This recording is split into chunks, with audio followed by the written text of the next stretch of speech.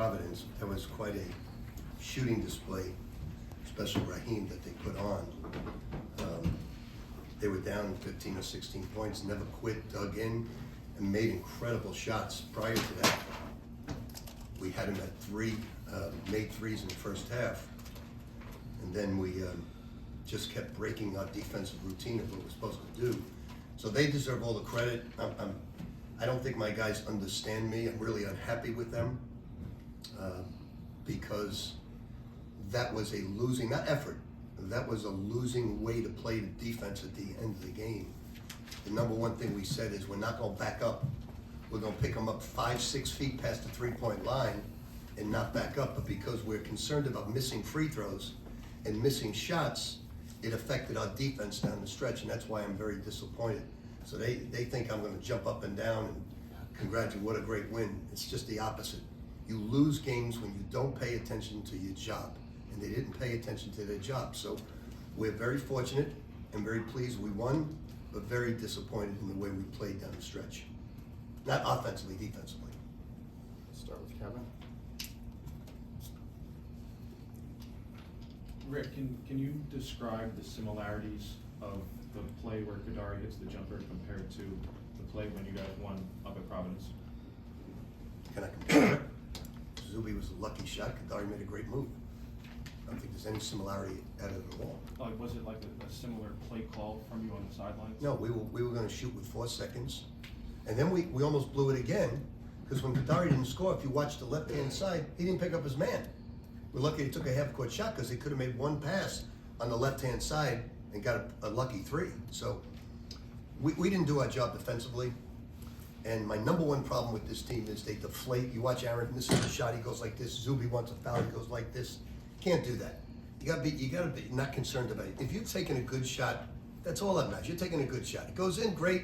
You miss it, no big deal. You got total freedom to shoot the ball. So we gotta stop doing that. We gotta focus on defense because we could have lost the game tonight by not doing our defensive job. So it's always better to learn from winning than it is from losing. So we learned a valuable lesson.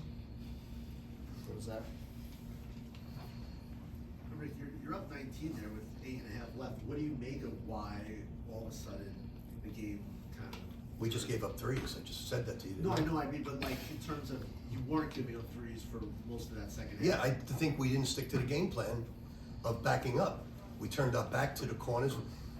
They shoot almost 40% from the corners, and they take almost eight threes a game. We didn't switch out. We gave up the corners.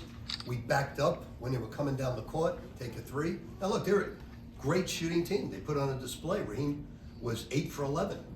So we didn't do a good job of guarding him because we said, oh, he's way out of his range. No, he's not way out of his range. That's his range. Rick, your intensity during the game seems to be a lot of the motivation for your players. This game, there was a lot of tenacity between both teams, but again, you seem to be in your players every second of the game. Where do you think the shift came from in terms of their, going after the final minutes? Well, we kept not listening to the scouting report, offensively or defensively. I'll give you an example. We run a pick and roll into a play on the weak side. And I said, guys, if you don't break the foul line, either with your dribble or getting below the foul line to catch it, they're gonna go under pick and rolls, and all you're gonna do is beat the clock down. So we kept doing it. We didn't dribble down to the foul line, kept doing it. And it's all because they're thinking of the last shot they missed. So we just had to win the game. They watch the film and learn from it, and we'll move forward to Marquette. Rick, I know that you're not very happy with the way that things went in this game, but you're going into a week where the team is going to really be tested with 2 ranked opponents. How are you feeling about the way that your team? If you're going to ask me about the future again, please don't. Just ask me about the game tonight. Just ask me about the game. I can't tell you about Marquette. I'll study him tonight. Study him. I can't talk about the future. I can just talk about we played poorly tonight. Happy we won. We learned from our mistakes. But we got to stop talking about the future because I can't answer you honestly. I don't have the answer. I thought Georgetown would go down to the last second shot. We'd have to come back to win. and we were up 28 at halftime. So I'm not good. If I was touting you in Vegas, you'd be down $2 million. I was really more just asking how you feel about the team right now. I don't feel good right now because of the way we played the game. So tomorrow I'll have a much better attitude, be happy we won. I'll drink a bottle of Jameson's and kill myself. Where was that? It's a joke, people don't quote me on that. So you're not gonna drink any Jameson? No, I'm not drinking, I gave up drinking. Again? Yeah. Rick, what did you think of Kadari today? 24, 8 and 8, game-winning shot. See, he even hit 2 threes. What did you just think? Well, I told him in the timeout, look, it's tough to score, they're in our faces, let's go to Kadari from the three-point line. What do you just think of how he's playing right now? I thought he played well. I thought he made 2 huge defensive mistakes down the stretch. He got beat off the bounce and left his man in the corner. Offensively, I thought he was terrific. We're gonna take a few more, Kevin. Rick, the delay at the beginning of the game with whatever was going on with the clock, do you think that might have contributed to your slow start offensively in the first half? Not at all. No. Right here on the end. Kind of one more about Kadari. Obviously, you mentioned the defensive lapses, but for him to have that moment, 24-8 in a nutshell, when you guys landed him out of the portal a day like today, is this something that you could have envisioned? Well, I think months he's ago? playing really good basketball, and we were going to win it or lose it with Kadari's shot or his pass. So he made a terrific shot. He was shooting the ball well all game. I'm really, really happy for him. The thing I love about Kadari is he owns up to his mistakes. He goes right like this, my fault, my fault. The other guys, if they admit to one fault, it'd be a miracle. But Kadari owns up to everything, and I'm real proud of that. He had a great night. But look, bottom line is they put on a shooting exhibition that you don't see very often. You got to give them a lot of credit. They can shoot you out with great range. It was really one player. The other guys, Bensley, who shoots the most, he was 1 for 7. Jaden Pierre was 1 for 7. But Raheem was 8 for 11. So you'd think coming out that you're not gonna give him even a look if he keeps shooting threes. But our guys are thinking, oh, he's 5 feet behind the line. Well, he's 5 feet behind the line. He makes them. So, I don't mean to be utterly disappointed, but it's just little things that irk the hell out of me, like the last play, not picking up a guy running the left sideline after we make a bucket, not running the right spacing on an offensive play defensively, by don't back up below the pro three-point line, have your heels out. Those things you can control. You can't control a missed free throw. You can't control a missed shot, but you can control those things, and we didn't control that.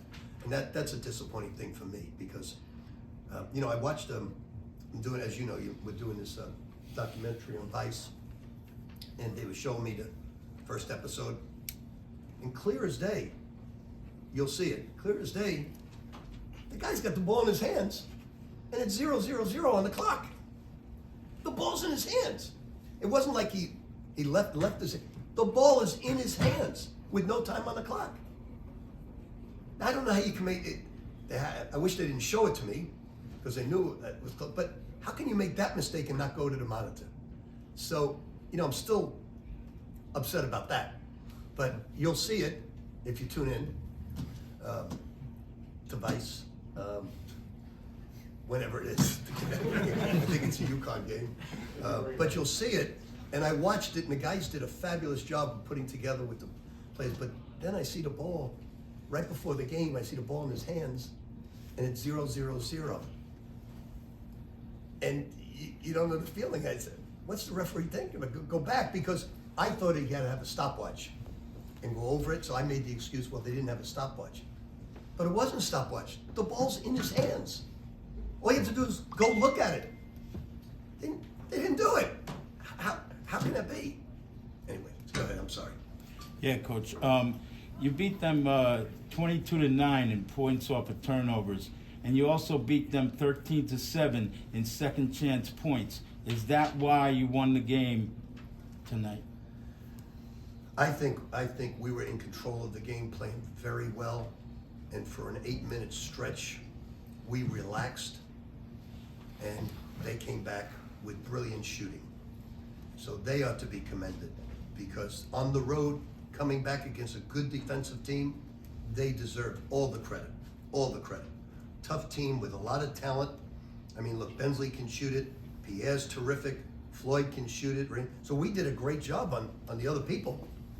We just let the one guy who really doesn't put it on the floor much have an unbelievable night. So we'll learn from this, move on, because we're playing a very tough Marquette team. I think we're tied for first place with Marquette. And Marquette doesn't turn the ball over. If you allow them to only play with 6, 7, 8 turnovers, with their defense, they're tough to beat. So there's the future. We're gonna take just 2 more. Robert. Got the Zach. future. Just 5 or 6 minutes to go in the second half, RJ Lewis misses a free throw and he gets his own rebound. What does that say about his fight and passion for this team? Said he's got great fight and passion on offense, and he did all the wrong things on defense. Last one. But I'm very appreciative of his offense. Rick, what did you think of Davon's first game back? Obviously didn't shoot well. I think he's really rusty. He had 2 practices where he didn't shoot it well, but it's to be expected. He had 6 assists in the game, 1 turnover, 3 steals. That's to be expected. He didn't shoot it well in practice either, but I don't worry about Davon. He's a pro. He'll come back. He listens. He'll do the right things. Shoulder, okay? I don't know. We'll see tomorrow. We got a short 2 days now. Crowd was great. Garden was great. Wish we could have played better down the stretch, but when you could learn these lessons, this helps you. See, if I go in there and smile and be happy, but we're gonna take an L somewhere. We're gonna take an L because we didn't do our job listening defensively. And when you don't do your job defensively, you lose. So we gotta clean that up, and we'll learn our lesson with a win, which is a good thing. So I'm happy with the win, and then we'll make the corrections going forward. Thanks, Coach. Okay.